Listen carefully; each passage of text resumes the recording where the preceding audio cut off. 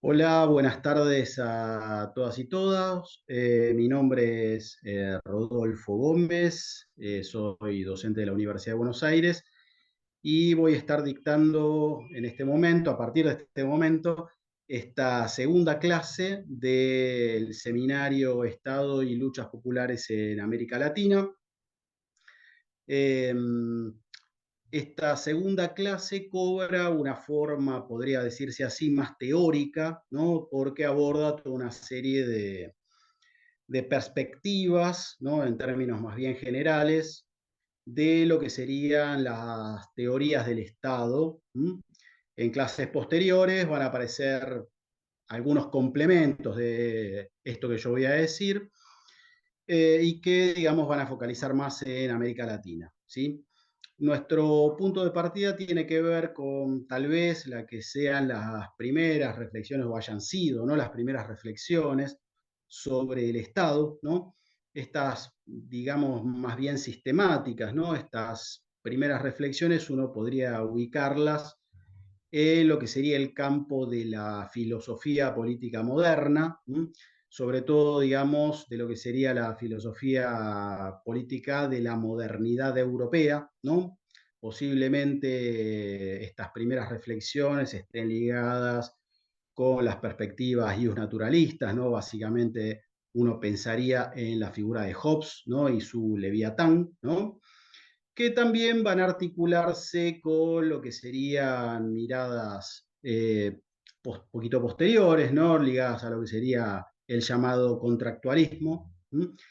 Y cuya figura, ¿no? En términos de reflexión sobre la cuestión del Estado, posiblemente sea, ¿no? Un poquito más tardíamente, la de Kant, ¿no? En lo que sería ya la mirada contractualista, pero más ligada al idealismo alemán.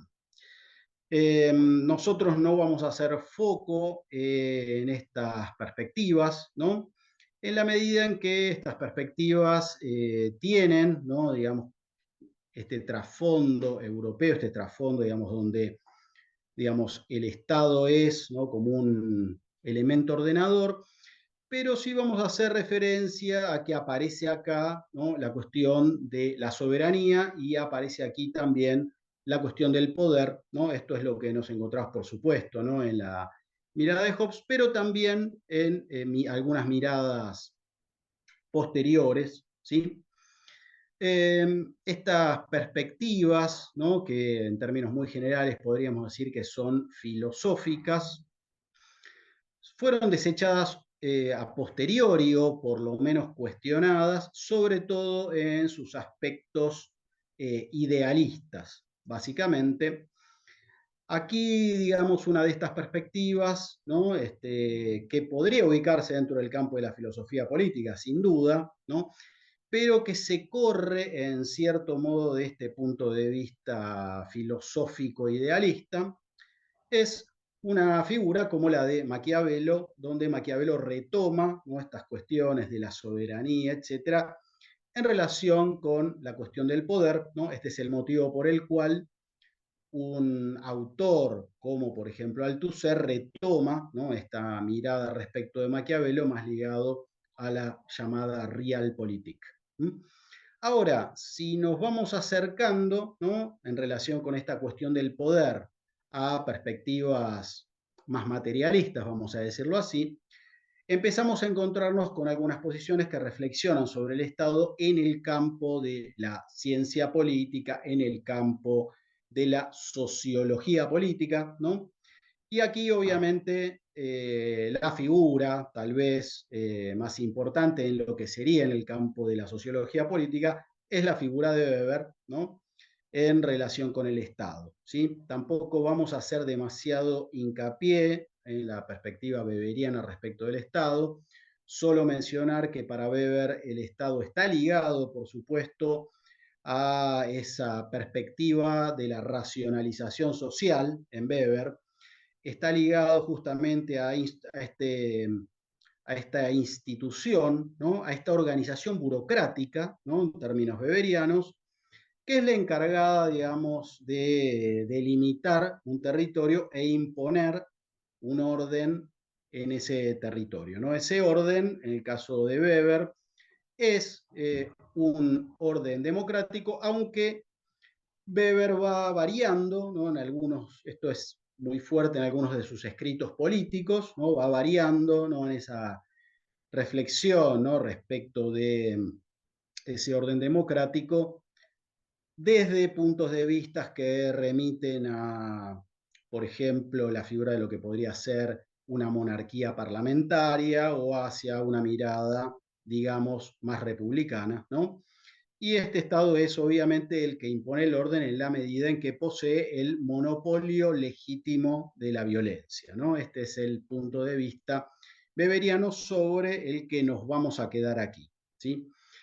¿Por qué nos vamos a quedar aquí? Porque digamos que este seminario tiene un nombre, tiene un título, ¿no? Y este título, si bien retoma, ¿no? Esta mirada de Weber, que por supuesto aparece también en ciertas, digamos, incluso podríamos decir previamente, ¿no? En ciertas reflexiones de otros autores no weberianos, ¿no? Este seminario tiene el título de Estado y luchas sociales, ¿no? Podemos decir estados y luchas populares, ¿no? Luchas políticas también. Y cuando hablamos de la lucha, hacemos referencia más bien a pensar la cuestión del Estado no desde el punto de vista de una teoría que reconozca el conflicto pero promueve el equilibrio, ¿no? Sino desde una perspectiva que asume, ¿no? Que el mundo moderno es un mundo capitalista, ¿no? Y si asumimos que el mundo moderno es un mundo capitalista, ¿sí? Entonces, obviamente que ese estado está atravesado, obviamente, por las luchas, ¿no? De distintos tipos, ¿sí? Luego voy a ahondar un poco más en este punto de vista. Pero esto, obviamente, nos conecta con otro autor, ¿no? Que es precisamente el que aborda, ¿no? Tal vez por primera vez de una manera fuertemente sistemática, la cuestión del capitalismo, que es por supuesto Marx, ¿sí? Entonces, desde este punto de vista, ¿no? Marx, uno podría decir, ¿no? La reflexión de Marx es una reflexión que tiene componentes filosóficos, tiene, por supuesto, también componentes sociológicos, políticos, podríamos decir económicos, ¿no? La perspectiva de Marx es, en realidad, todo esto, ¿no? Y desde ese punto de vista, desde esa evolución, ¿no? Del pensamiento de Marx, hay diferentes escritos de Marx que abordan la cuestión del Estado, ¿no? Podríamos decir, ¿no? Si asumimos que tal vez podríamos hablar de un Marx de características filosóficas, esto sería, ¿no? En ciertos manuscritos de Marx, ¿no? Algunos agrupados en un texto que se dio en llamar, ¿no? La crítica de la filosofía del Estado de Hegel, ¿no? Escrito aproximadamente entre 1843 y 1844, ¿no? En un escrito de 1844 como la introducción a la crítica de la filosofía del derecho de Hegel, ¿no? Que es una respuesta, es la introducción que Marx escribe a ese libro de Hegel, ¿no? Obviamente, en este punto, la discusión de Marx, ¿no? La discusión filosófica de Marx, es precisamente la discusión filosófica respecto de uno de los grandes filósofos políticos, ¿no? Que abordó, por supuesto, la problemática del Estado, que fue Hegel, ¿sí? Mencionamos a Hobbes, pero no diría cuando nos metemos con Marx, evidentemente la figura, ¿no? Con la cual está debatiendo Marx, en relación, diríamos, con el mundo moderno, ¿no? Y con la emergencia dentro del mundo moderno de lo que sería lo burgués, ¿sí? Evidentemente Hegel, ¿sí? Hay otros textos de Marx donde, digamos, donde desde un punto de vista filosófico discute a Hegel, y ahí nos encontramos, por ejemplo, con la cuestión judía, nos encontramos, por ejemplo, con la Sagrada Familia, y por último, podríamos hacer mención de otro texto de Marx, ¿no? Muy importante, como la ideología alemana, ¿sí? Obviamente que hay otros textos de Marx, ¿no? Esos otros textos de Marx nos remiten a perspectivas donde Marx va a desplazar en cierto modo lo filosófico, pero va a empezar a adentrarse a cuestiones más ligadas a lo histórico, ¿no? Ahí nos encontramos, por ejemplo, con el Manifiesto Comunista, ahí nos encontramos, por ejemplo, con el 18 Brumario, ahí podríamos encontrarnos también con textos como Las luchas de clases en Francia, de 1845, ¿sí? Y por último, podríamos encontrarnos con otros textos de Marx, como son aquellos textos donde Marx ya se adentra de una manera, si bien no diría en los manuscritos económicos filosóficos de 1844, ¿no? Marx cruza, ¿no?, lo filosófico con lo económico. A partir de 1857 empiezan a aparecer, ¿no?, ciertas reflexiones más sistemáticas de Marx respecto de lo que sería la economía política, pero que Marx le pone un prefijo, y ahora en un ratito vamos a volver sobre este asunto, porque Marx justamente habla, ¿no?, en ese primer texto de 1857, que es la introducción a la crítica de la economía política, ¿no? Posterior, prosigue Marx, con la contribución a la crítica de la economía política de 1859, los Grundrisse, o elementos para la contribución de la crítica de la economía política, y luego, ¿no?, el Capital, que también tiene un subtítulo de esas características. En todos estos textos, Marx va abordando como diferentes definiciones. ¿Por qué nos interesa más o menos, digamos, hacer un breve raconto, ¿no?, de este planteo de Marx, ¿no?, respecto de lo que sería el Estado? Básicamente porque en esta clase uno de los textos que tenemos de soporte de la misma es el texto de Jessop sobre las teorías recientes acerca del Estado capitalista, y Jessop retoma ciertas discusiones que cruzan a lo que él denomina lo que serían los clásicos de la mirada marxista, ¿sí?, aunque obviamente también hace cierta referencia a lo que decíamos hace un rato de Weber, o si ustedes quieren, de Hobbes, Hegel, obviamente también, muy sucintamente, ¿no? Y digamos, Jessop trata de sistematizar, ¿no?, cuáles serían, en cierto modo, estas miradas que aparecen en los clásicos del marxismo, que Jessop ubica, ¿no?, a Marx, a Engels, de una manera bastante más importante, a Lenin, y por último también a Gramsci, ¿sí? Esta es como la primer parte de lo que sería el texto de Jessop. Volvemos un segundo sobre Marx, ¿sí? Podríamos decir que la mirada de Marx en sus textos, ¿no?, que englobamos recién en lo que serían los textos filosóficos, decíamos, tiene como un blanco principal el blanco de Hegel, ¿no? ¿Por qué? Porque en este origen, ¿no?, del mundo moderno que plantea, del Estado, ¿no?, que plantea Hegel, ¿no? Para Hegel el Estado es Estado moderno. ¿Por qué? Porque es producto de una escisión. ¿Y cuál es esa escisión? La escisión es la escisión propiamente moderna entre sociedad política y sociedad civil, ¿no? Sociedad civil que en Hegel está asimilado a lo que sería la sociedad burguesa, ¿sí? Este es básicamente el planteo, ¿no? Y para Hegel, ¿no?, las disputas que se plantean, ¿no?, al interior de esta sociedad burguesa son resueltas justamente por el Estado, ¿no? El Estado posee, ¿no?, este elemento racional que permite resolver los conflictos que se suceden en el seno de la sociedad civil. Marx lo que va a hacer, ¿no?, básicamente en su etapa, entre comillas, ¿no?, diríamos más filosófica, es invertir a Hegel, ¿no? ¿Qué supone esta inversión, ¿no?, de Marx en Hegel? Que para Marx los conflictos inherentes a la sociedad civil no pueden resolverse en el Estado. ¿Por qué no pueden resolverse en el Estado? Porque el Estado está determinado por la sociedad civil. Es decir, si la sociedad civil es la sociedad burguesa, esa sociedad burguesa determina el Estado, que es precisamente el Estado burgués, ¿no?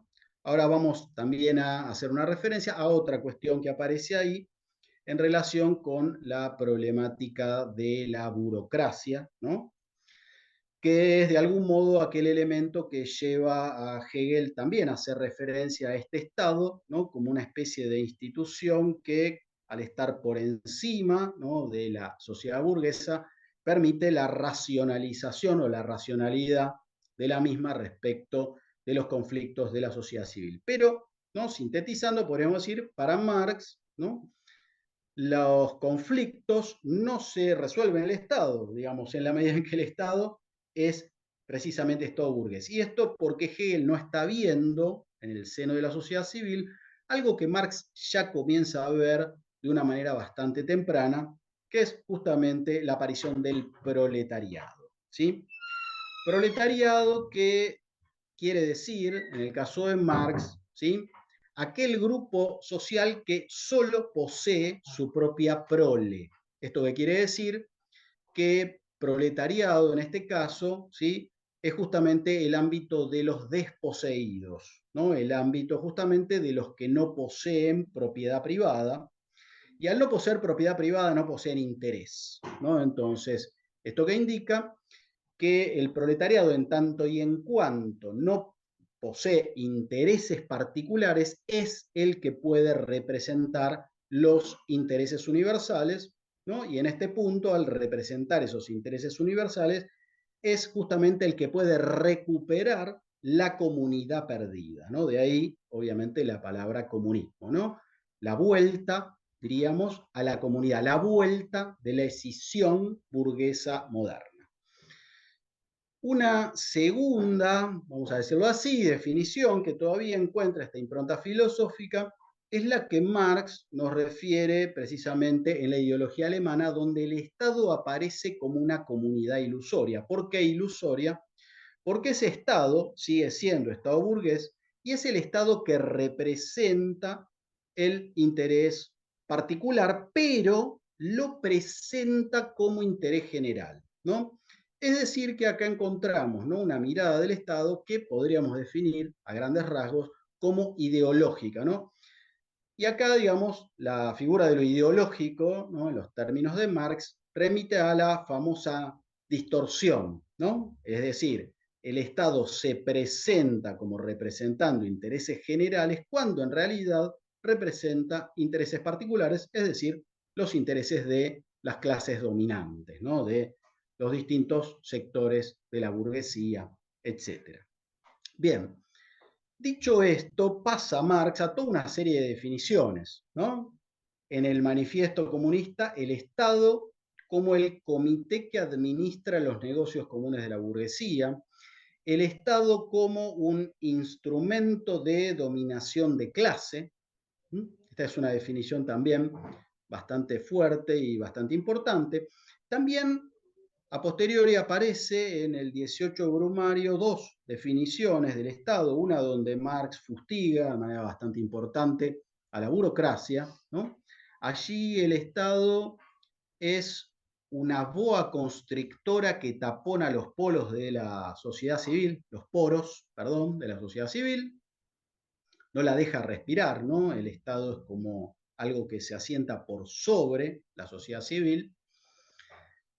Y esta característica, en cierto modo represiva, pero también en cierto modo burocrática, ¿no?, respecto del Estado, va a llevar también a otra definición que es importante, ¿no? Por ahí, digamos, en cierto modo en Marx, pero sobre todo es una definición importante, un elemento importante para la cuestión del Estado, en lo que va a ser el marxismo posterior, que es la noción de autonomía relativa, ¿no? El Estado, ¿no?, justamente en el 18 de Brumario es un Estado, ¿no?, donde el gobierno no está en manos de la burguesía. Y sin embargo, el Estado, ¿no?, en un sentido, podríamos decir, más estructural, reproduce o va a buscar reproducir ese orden burgués, ¿sí? Entonces, en ese proceso, ¿no?, el Estado, para poder reproducir el orden burgués, ¿sí?, puede necesitar, en cierto momento, otorgarles beneficios a las clases populares o perjudicar a ciertos sectores burgueses en pos de la reproducción del conjunto, ¿no? Y podría decirse ahí Este es el motivo por el cual el Estado necesita tener cierta autonomía relativa. Si seguimos un poquito más, ¿no? Nos vamos a algunas otras definiciones respecto del Estado, ¿no? En la contribución a la crítica de la economía política aparece ya una definición que es como más clásica respecto a lo que sería el Estado como una superestructura que está determinado por la base económica, la superestructura es la superestructura legal y política, ¿no? Luego va a aparecer también cierta referencia a que esa estructura también presenta, ¿no? Un componente ideológico, ¿no? Y después una definición o algunas, ¿no? De las definiciones que aparecen en un texto como el Capital, ¿no? Porque en el Capital aparece la idea, ¿no? Del Estado como co-constitutivo, no solamente delimitando, ¿no? Un espacio de realización del valor en un territorio, sino también el Estado como constituyendo el modo de producción, pero en tanto y en cuanto también el modo de producción constituye al Estado, ¿no? Por eso algunos autores hablan de la idea de co-constitución entre Estado y modo de producción, ¿sí? También, obviamente, en este punto aparece la idea, ¿no? De un Estado, esto vamos a retomarlo luego, ¿no? Como derivado de el modo de producción, ¿no? Si el Estado deriva de ese modo de producción, el Estado no puede ser otra cosa que un Estado capitalista, ¿no? Porque deriva del modo de producción capitalista. Bueno, esto es como una especie de breve, ¿no? Raconto de lo que serían ciertas perspectivas respecto del Estado en Marx, pero algo a lo que refiere Jessop es que estas distintas perspectivas que aparecen respecto del Estado en Marx no cobran un carácter sistemático, es decir, que Marx, y podríamos decir tampoco Engels, desarrollaron o buscaron, tal vez lo buscaron, no lo pudieron hacer, una teoría sistemática respecto al Estado. Por lo tanto, estas teorías más sistemáticas van a aparecer en el marxismo posterior. Ahora bien, dicho esto, digamos que en lo que sería, ¿no? El punto de vista de Marx, ¿no? Nosotros hicimos referencia, ¿no? Un punto de vista filosófico, una mirada histórica, una mirada económica, pero si uno mira el conjunto de la obra de Marx, ahí se encuentra con un punto de vista que es el punto de vista crítico, ¿no? Porque Marx no escribe sobre la filosofía del Estado moderno, sino realiza una crítica de la filosofía del Estado, ¿no? Y esto aparece, ¿no? Tanto en ese primer texto al cual referimos, sino también en la crítica de la filosofía del derecho de Hegel, ¿no? Y esta mirada crítica, ¿no? Es una mirada crítica que, por ejemplo, podemos volver a encontrar en la Sagrada Familia, ¿no? Porque la Sagrada Familia tiene un subtítulo que es la crítica de la crítica crítica, ¿no? Una cosa bastante insistente, aparentemente, en Marx respecto de la crítica. Y luego, cuando hablamos de la introducción, ¿no? De la economía política, Marx escribe la introducción a la crítica de la economía política o la contribución a la crítica de la economía política o los elementos para la crítica de la economía política. Es decir, que el carácter crítico negativo que aparece en la mirada de Marx obviamente refiere a lo que podríamos llamar su perspectiva dialéctica, ¿no? Es decir, que Marx, ¿no? Lo dialéctico en Marx, ¿no? Esta dialéctica que implica la idea de negación, ¿no? Entonces, justamente acá, en esta referencia, la referencia a esta mirada crítica, indica que para Marx el punto de vista no es ni filosófico, ni económico, ni sociológico, ni político, sino una perspectiva totalizadora respecto de lo que sería el funcionamiento del capitalismo y de lo que sería el Estado, ¿no? Por eso es que el hincapié es el hincapié sobre la perspectiva crítica, ¿no? Que Marx manifiesta en relación, obviamente, con el capitalismo, pero también respecto de una institución como el Estado. ¿Sí? Dicho esto, ¿no? vamos a retomar, ¿no?, lo que plantea Jessop, que adelantamos algo. Acá en Jessop, en este análisis, ¿no?, que el autor realiza sobre distintas perspectivas, ¿no?, que aparecerían, ¿no?, respecto del Estado, Jessop enumera 6 perspectivas al principio del texto que referirían a lo que serían los autores clásicos. Según Jessop, reitero, los autores clásicos serían Marx, Engels, Lenin y Gramsci en menor medida.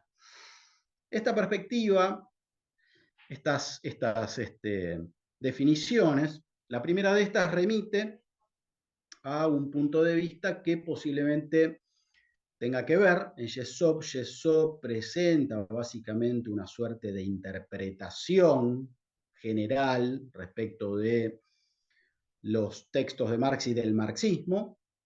Entonces ahí que encontramos la idea de un Estado como institución parasitaria, ¿no? Esto podría remitir a ciertas miradas de Marx que encontramos en el 18 Brumario, pero también a cierta mirada muy crítica que Marx presenta respecto de lo que sería la burocracia, ¿no? Esto está remarcado sobre todo en la mirada en torno a Hegel. Luego aparece una segunda, digamos, definición o perspectiva que encontraría en los textos clásicos, que es la de mirada del Estado como epifenómeno. Esto resultaría, ¿no?, algo que podríamos encontrar en cierta manera en la ideología alemana, pero sobre todo la famosa mirada respecto de el famoso prefacio de la contribución a la crítica de la economía política, donde el Estado estaría determinado por la base económica. La tercera perspectiva es una perspectiva a la cual Marx no hace tanto referencia, pero que según Jessop sí podríamos encontrar en autores como Bukharin, en autores como Gramsci, en autores como Poulantzas. El Estado, en torno del planteo de Poulantzas, es el Estado donde precisamente cumple esa función, ¿no?, ese Estado burgués para Poulantzas, ese Estado capitalista, cumple un factor de cohesión, ¿no?, porque es el lugar donde se unifica también la clase dominante y donde se desorganiza a las clases populares, ¿no? Esta es la idea de función y esto se liga justamente a esta tercera definición, ¿no?, que es la definición de Estado como factor de cohesión a la cual hace referencia Jessop. La cuarta, eh, la cuarta definición, ¿no?, que realiza Jessop, ¿no?, en su texto respecto de lo que sería el Estado, es la idea de Estado como instrumento de dominación de clase, ¿no?, que es lo que veíamos en el caso de el manifiesto comunista, ¿no?, esta figura del Estado como elemento de instrumento de clase, que obviamente aparece en Marx y que aparece en Engels y que también aparece de una manera importante en Lenin. La quinta de las definiciones es una definición que no vamos a encontrar en Marx. Sí vamos a encontrarla en Engels, en cierto modo, sí vamos a encontrarla en Lenin, que es la idea de Estado como conjunto de instituciones. Y esto está pensado en los siguientes términos para Jessop, ¿no? Estas instituciones son las que configuran el Estado, ¿no?, y que hacen referencia a el poder, ¿no? Es este conglomerado de instituciones lo que justamente remite a la constitución del poder político. Y acá es, digamos, donde aparece también, ¿no?, en la medida que el Estado sirve a la constitución del poder político, esto también remite a esa cuestión de lo que sería la función del Estado, ¿no?, la de la manutención, si se quiere, de ese poder político. Y por último, la última de las definiciones que va a plantear Jessop remite a la idea, ¿no?, y esto tampoco estaría estrictamente en estos términos en Marx, ¿sí?, a la idea del Estado como sistema de dominación política, no estaría así planteado, ¿no? Pero la referencia a la cual hace Jessop es esta idea, ¿no?, de Estado como sistema de dominación política, hace referencia más bien a la cuestión de la representación política, a esta discusión que sí aparece en los escritos de Marx de la Comuna de París y obviamente también en Engels, donde obviamente se hace referencia a la cuestión de la democracia, a la cuestión de justamente la idea de representación, de existencia de la representación, pero donde esa representación, dentro de la tradición marxista, tendría que, digamos, obviar que existan diferencias, ¿no? Más bien tendría que aparecer una idea donde la representación política sea una representación vis a vis de lo que sucede básicamente en la sociedad, obviamente como una cuestión, uno diría, de deseo, aunque, digamos, en la Comuna de París haya ciertas reflexiones sobre, bueno, ciertos problemas, ¿no?, que se van planteando en torno a esta representación. Bien, digamos, acá entramos a lo que sería la primera parte, ¿no?, del texto de Jessop. Acá Jessop está pensando, ¿no?, la cuestión del Estado, está pensando la cuestión del poder estatal, y está abriendo, ¿no?, fíjense, a cuestiones donde se cruza, ¿no?, lo político, lo económico, lo sociológico, en cierto modo también lo filosófico, pero también, ¿no?, hace referencia a esto porque luego vuelve Jessop sobre este asunto, también sobre elementos que son ideológicos o simbólicos, ¿no?, para también pensar la cuestión del Estado, ¿no?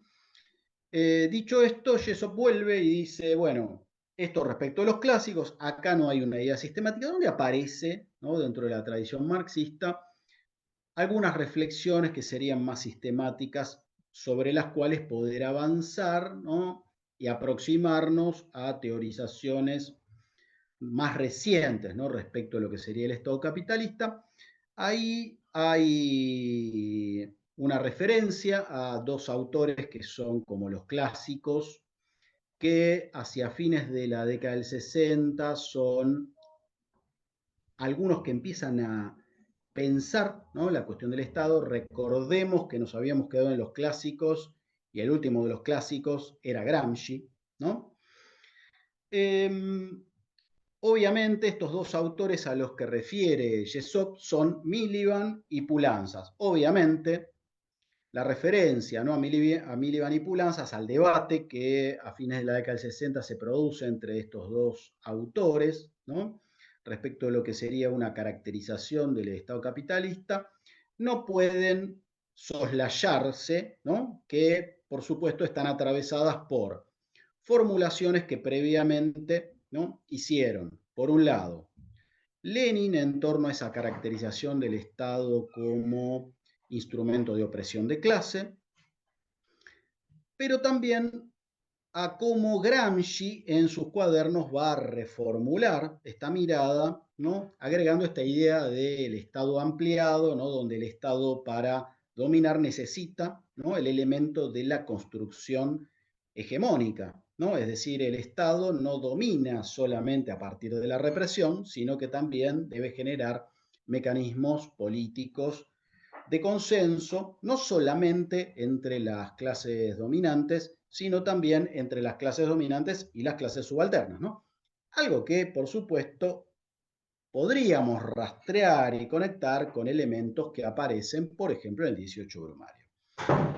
El otro, el otro autor que retoma la senda de estas reflexiones, pero no tanto haciendo eje en el concepto de hegemonía, sino esta vez en el concepto de ideología, es Althusser. Obviamente Althusser retoma muchas de las formulaciones de Gramsci, ¿no? Él escoge, no voy a detenerme en la mirada, en la perspectiva althusseriana, ¿no?, de por qué Althusser escoge, ¿no?, el concepto de ideología, ¿no? Recoge ese concepto de ideología porque también encuentra que el Estado capitalista moderno es un Estado moderno y es un Estado que no solo domina a través, digamos, de la coerción, sino a través de un consenso, una serie de acuerdos, una serie de concesiones que para Althusser son más bien ideológicas, ¿sí? Y acá el concepto de ideología en Althusser está atravesado por también ciertas reflexiones que son las reflexiones freudianas que Althusser justamente recoge vía otro autor freudiano que fue Lacan, ¿sí? No me voy a detener en esto, pero sí en la referencia de Althusser y a su distinción entre los aparatos ideológicos y los aparatos represivos del Estado. Bueno, esta presencia de Gramsci, esta presencia de Althusser, es la que de alguna manera desemboca en los trabajos más sistemáticos de Miliband y Poulantzas y en su debate, ¿no? Ese debate que ha sido caracterizado como el debate entre las perspectivas instrumentalistas, ¿no? Tal vez injustamente, en cierto punto, digamos, cuestionado Miliband en este sentido, ¿no? Y las perspectivas más estructuralistas que estarían ligadas al punto de vista de Althusser, pero que también, por supuesto, retoma lo que serían los primeros trabajos de Poulantzas, ¿sí? ¿Cuál es la referencia importante en estos debates? Bueno, la figura de la autonomía relativa del Estado, que va a aparecer en ambos autores. Este análisis que Miliband realiza, donde buena parte de lo que sería el personal del Estado es un personal que se recluta, ¿no? Básicamente entre las clases dominantes, ¿no? Ese análisis empírico, ¿no? Que Miliband realiza en este punto. Y el cuestionamiento de Althusser, de Poulantzas, perdón, que va a decir que básicamente el Estado es un Estado capitalista precisamente por estas funciones, ¿no? A las que cumple el Estado, ¿no? El Estado como lugar donde, como institución, ¿no? Dice, va a decir Poulantzas como una institución política, ¿no? Donde se unifica, ¿no?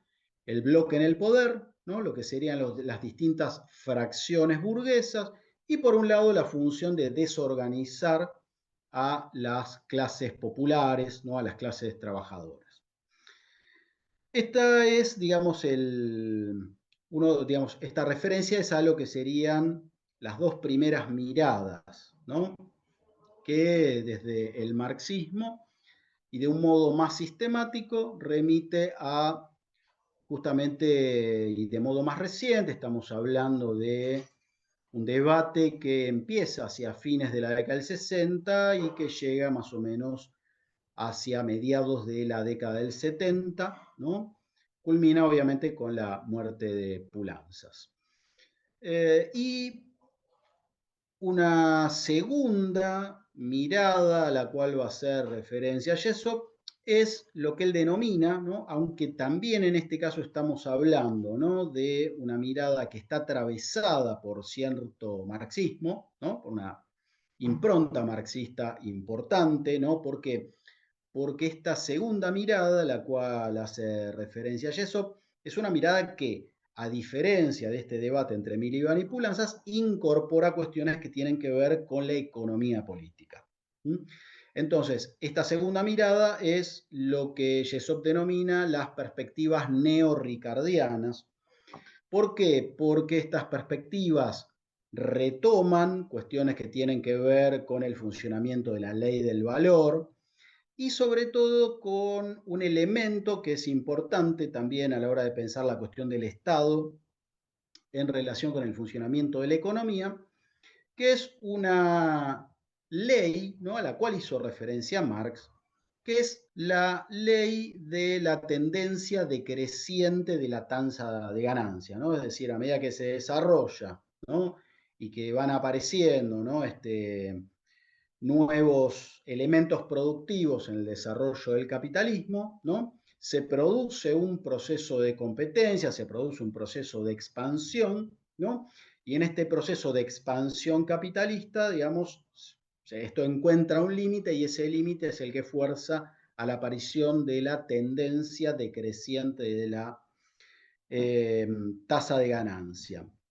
¿Por qué hace referencia a Jessop o por qué se hace referencia, ¿no? En este caso, a lo que sería una mirada neorricardiana, en principio porque asume Jessop que el punto de vista respecto de la ley del valor trabajo, es una referencia no al punto de vista de Marx respecto de la ley del valor trabajo, sino a la ley del valor trabajo a la cual hace referencia más bien Ricardo, ¿no? Por eso estas perspectivas se denominan neorricardianas, pero a la hora de hablar del Estado justamente nos conducen a una mirada donde, ¿no?, el Estado interviene en la economía. Esa intervención del Estado en la economía, justamente estos autores hacen referencia a que tiene que ver con este proceso de la tendencia a la caída de la tasa de ganancia, pero donde también el Estado estaría mediando en el conflicto entre capital y trabajo. Es decir, que el Estado intervendría, ¿no?, por un lado, para permitir cierta recuperación, ¿no?, de la acumulación capitalista, pero por el otro lado también interviene. ¿Por qué? Porque, por supuesto, ¿no?, el componente salarial productivo tiene que estar presente. ¿Por qué? Porque obviamente en la medida en que exista ese componente salarial, ¿no?, hay una economía orientada a la demanda, y esa economía orientada a la demanda justamente es aquello a lo cual remite, ¿no?, el aumento salarial al cual lleva justamente la lucha de los trabajadores en el marco del capitalismo, ¿no? Entonces, ¿qué es de alguna manera lo que va a recuperar Jessop? Que a diferencia de Miliband y Poulantzas, este enfoque es un enfoque que recupera perspectivas que nos acercan a la cuestión económica. ¿Cuál es el límite que encuentra? Bueno, que según Jessop esto permite una caracterización, ¿no?, del Estado en términos instrumentalistas, ¿no? Podríamos decir que si los trabajadores empiezan a ocupar espacios en el Estado, entonces ese Estado es un Estado que puede jugar a favor, ¿no?, de los trabajadores, ¿sí?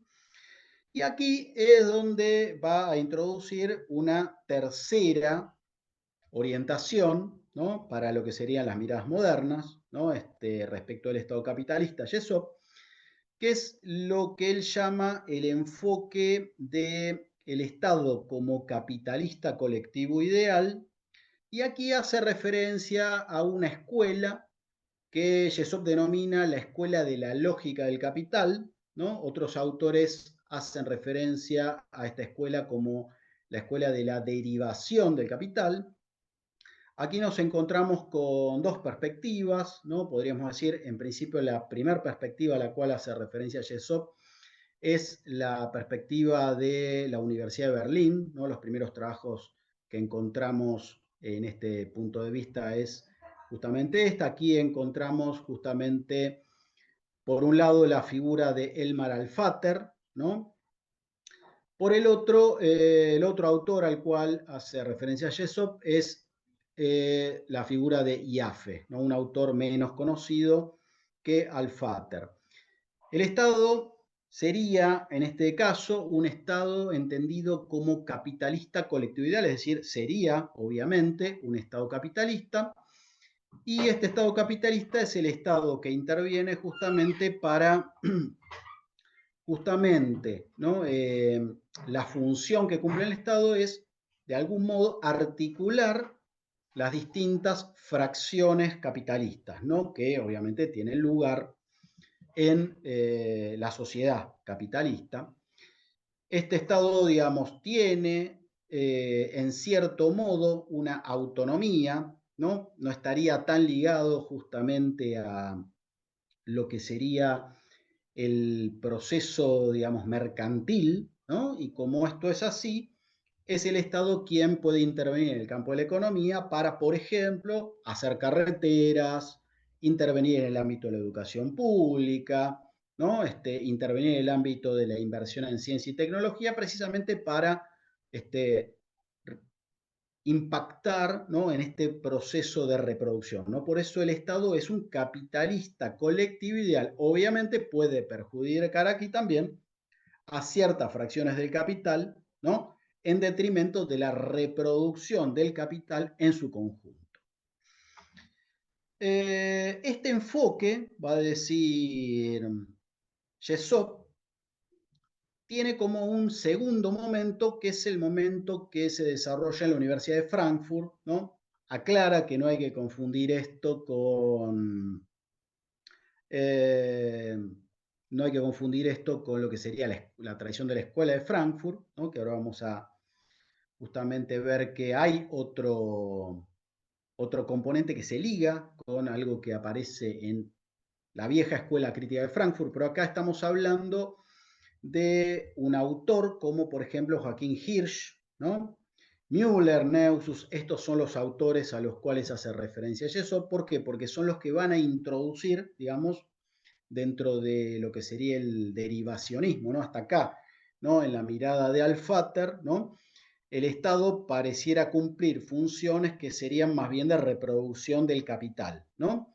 Y la pregunta que se van a realizar desde la tradición marxista es, bueno, pero ¿y entonces qué pasa con la dinámica de clases y con la lucha de clases? Entonces, ¿no? Acá va a aparecer una cuestión que va a introducir estos autores ligados a la Universidad de Frankfurt, como Kirsch, por ejemplo, que es la dinámica de la lucha de clases en relación con este Estado. Es decir, no sería solamente la lógica del capital, sino la lógica del capital en tanto y en cuanto el capital para su reproducción tiene que adentrar dentro de la lógica al trabajo. Y esto no está exento de luchas, no está exento de contradicciones. ¿Sí? Este es básicamente el planteo de Hirsch. Pero además hay otro elemento, porque esa lógica no es solamente una lógica que liga, ¿no? Con la lucha capital-trabajo, ¿no? La lucha de clases entendida como lucha entre capital y trabajo, sino además la cuestión histórica. ¿Por qué? Porque esa dinámica de la lucha entre capital y trabajo no se da del mismo modo, ¿no? En todos los casos, ¿no? Esto que quiere decir que si hay un Estado que es un Estado liberal, ¿no? Van a decir estos autores, ese Estado liberal tiene que ver con justamente cómo se da históricamente el proceso de lucha de clases en un periodo determinado, ¿no? Y ahí encontramos, ¿no? La forma Estado liberal, la forma Estado intervencionista, la forma Estado keynesiana, la forma Estado benefactora. ¿Mm? Podríamos agregar, ¿no? Si se quiere, ¿no? En América Latina lo que podrían ser luego, ¿no? En la dinámica, ¿no? De la lucha capital y trabajo, ¿no? En América Latina, por ejemplo, formas oligárquicas del Estado, las formas populistas de Estado, etcétera, ¿sí?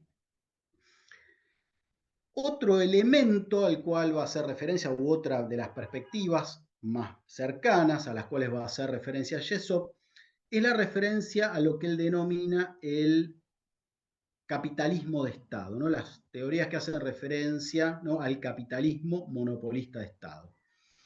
Esto tiene que ver con un planteo, ¿no? Que en realidad uno podría ligar a las viejas teorías del imperialismo, ¿no? Empezando por la de Lenin, ¿no?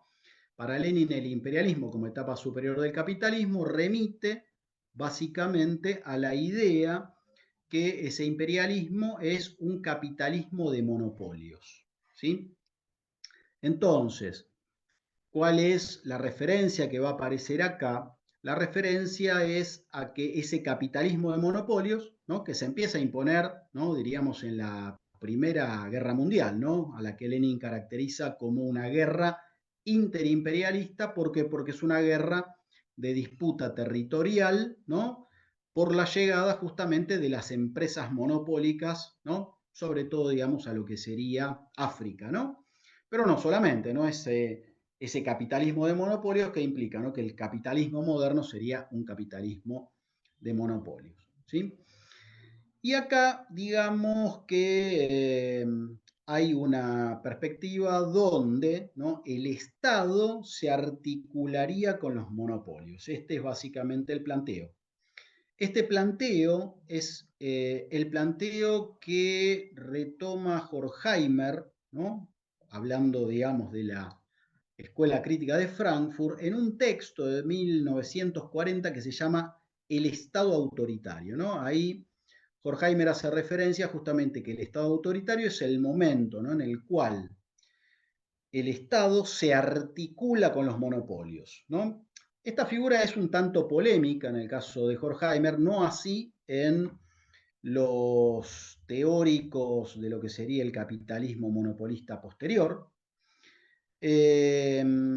¿Por qué? Porque para Horkheimer, que acá sigue a otro, a lo que sería el economista de la Escuela Crítica de Frankfurt, que fue Friedrich Pollock, la idea justamente que la Unión Soviética también sería, ¿no?, un capitalismo de Estado, ¿no? Es decir, desde ese punto de vista, ¿no?, el Estado, según Horkheimer, ¿no?, el Estado autoritario sería justamente la imbricación entre Estado y monopolios, y esto estaría presente en los Estados Unidos, en los fascismos y también justamente en el estalinismo. Pero esta mirada, ¿no?, en lo que sería, ¿no?, la mirada reciente, remite a que esta imbricación, ¿no?, y esto es un poco lo que sobrevuela algunos escritos de Poulantzas, ¿no?, el bloque en el poder, según Poulantzas, estaría hegemonizado precisamente por la fracción monopolista, ¿no?, del capitalismo, y esto es lo que hace que el bloque del poder justamente buscara reproducir, ¿no?, al interior del Estado los problemas que presenta precisamente un capitalismo de monopolios, ¿no? Y en este sentido, lo que aparece acá es la cuestión de la intervención del Estado, ¿no?, por un lado, en pos de la reproducción de los monopolios, pero también, ¿no?, justamente el intento de articulación de las clases populares que busca impactar respecto del Estado, ¿no?, para que el Estado justamente corrija las consecuencias, ¿no?, sobre las clases populares que presenta precisamente este capitalismo de monopolios. Por último, el último enfoque, ¿no?, sobre el que trabaja Jessop, de vuelta tiene también como protagonista a Poulantzas, pero no solamente, ¿no? Es el que refiere a los enfoques neogramscianos. Aquí Jessop ubica, por un lado, a Poulantzas, como mencionamos, ubica también a Laclau, también ubica dentro de esta serie de reflexiones algunos textos de Regis Debray, y también hace referencia a algunos textos de el argentino José Nun, ¿no? Estas perspectivas, ¿no?, neogramscianas, fíjense más o menos lo que fue planteando Jessop, ¿no?, desde Milibano y Poulantzas, que tendrían un enfoque, ¿no?, podríamos decir, más sociológico, más politológico, va hacia aquellas teorías que reintroducen la cuestión de lo económico, ¿no? Ahí aparecería el enfoque de los neorricardianos, ahí aparecería el enfoque del capitalismo monopolista de Estado, y luego, ¿no?, la mirada, ¿no?, de la lógica del capital, donde lo económico empieza a aparecer ligado con la lucha de clases, empieza a aparecer ligado con lo politológico, con lo sociológico, etcétera, ¿sí? ¿Qué es lo que le faltaría, ¿no?, a estos enfoques? Bueno, esto que aparecería en los neogramscianos, que sería retomar, ¿no?, aquel elemento que refiere más, ¿no?, a lo político, ¿no?, pero planteado más en términos del impacto de lo ideológico, de lo simbólico discursivo, que es algo que se ve como muy claramente en el trabajo de Laclau, y estamos hablando más bien de un trabajo de Laclau previo a la década del 80, ¿no? Sería un Laclau de fines de la década del 70 en relación con el Estado, no tanto el posterior a Hegemonía y Estrategia Socialista, donde ahí Laclau, digamos, no se ocupa tanto, ¿no?, de la perspectiva del Estado. Este es más o menos el panorama general de lo que sería el planteo del texto de Jessop. ¿Qué es, si lo vemos desde acá, ¿no?, lo que deja fuera, ¿no?, esta discusión? Bueno, uno podría decir, visto desde hoy, lo que queda fuera es lo que viene a complementar el texto de Silvia Federici, que se llama Calibán y la bruja, ¿no? Es un texto, digamos, el texto de Federici, ustedes tienen para leer básicamente un extracto del capítulo 4, ¿no? Del texto de Silvia Federici. Mencionemos quién es Silvia Federici, es una autora feminista muy reconocida, marxista también.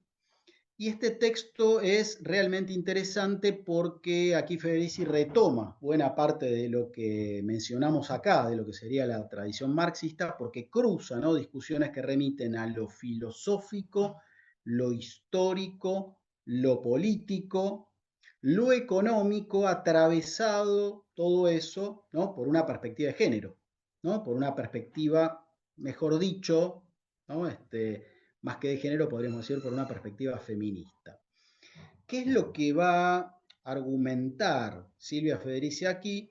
Bien, básicamente que el desarrollo de la sociedad moderna, ¿no?, en tanto y en cuanto desarrollo de la sociedad burguesa y a posteriori, ¿no?, desarrollo de la sociedad capitalista, utiliza al Estado como un elemento de disciplinamiento, no solamente diríamos de disciplinamiento ideológico, ¿no?, los términos althuserianos, ¿no?, aunque también esto está presente, ¿no?, sino en términos Foucaultianos de lo que sería el disciplinamiento de los cuerpos, ¿no? Es decir, que lo que necesita el capitalismo para constituirse como tal es el disciplinamiento de los cuerpos, ¿no?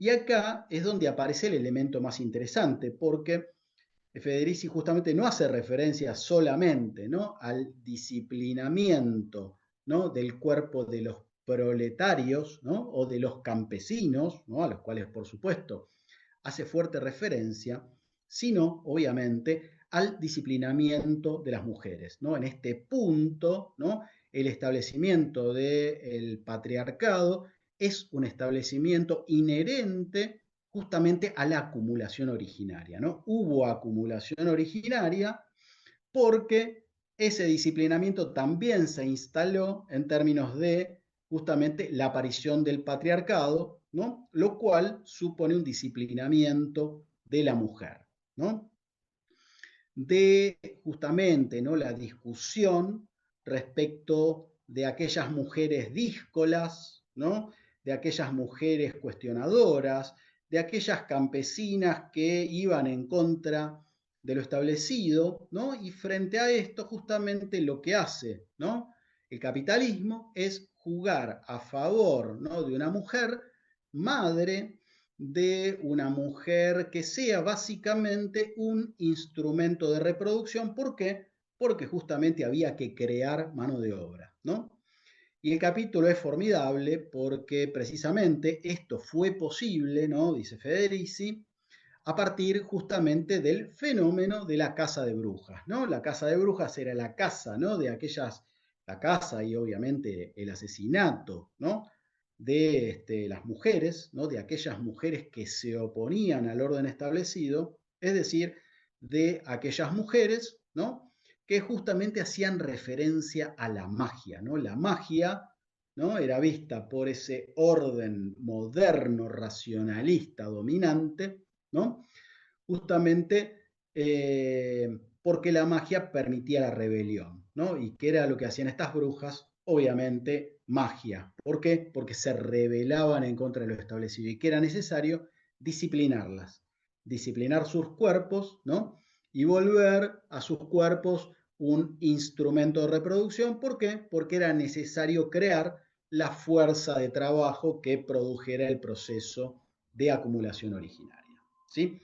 Obviamente nosotros nos quedamos aquí, solamente aquí, pero es muy interesante el texto de Federici porque, ¿no?, en capítulos posteriores también enuncia el otro elemento, cómo esto se traslada vía cristianismo a América Latina, ¿no?, y cómo también en América Latina ese disciplinamiento de la mujer, ¿sí?, es funcional precisamente al desarrollo capitalista, ¿no?, de la mano obviamente también del otro elemento que se discutirá a posteriori, ¿no? En América Latina, como también este Estado, ¿no? Es, por el otro lado, un Estado que va a disciplinar a justamente los pueblos originarios. Bien, bueno, este fue un breve resumen de ambos textos, un breve raconto, ¿no? Lo que queda a ustedes por el momento ahora será la cuestión de la lectura. Por supuesto, quedamos abiertos a cualquier consulta que quieran realizarnos. Un gusto estar aquí, estar realizando esta clase en este curso, en esta segunda clase del curso Estados y Luchas Populares en América Latina. Hasta pronto. Adiós.